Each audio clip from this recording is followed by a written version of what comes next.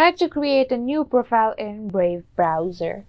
Hey guys, this is Lucy and today I am here with a new video to show you how to create a new profile in Brave. So first you need to click on the three lines in the top right corner. Then you need to search for Add Profile, go to More Tools and click on Add New Profile. So a new tab will open. Then here you can choose profiles. It won't let you upload any photos, so these are all the options you've got.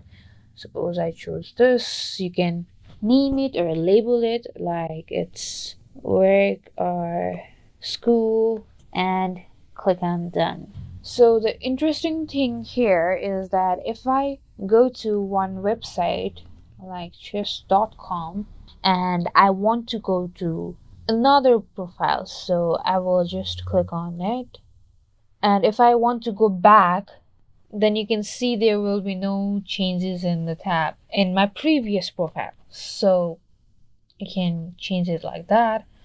And another feature is that I have opened both of my profiles in two different windows. And another thing is that I have opened both of my profiles in two different windows. So that's it for this video.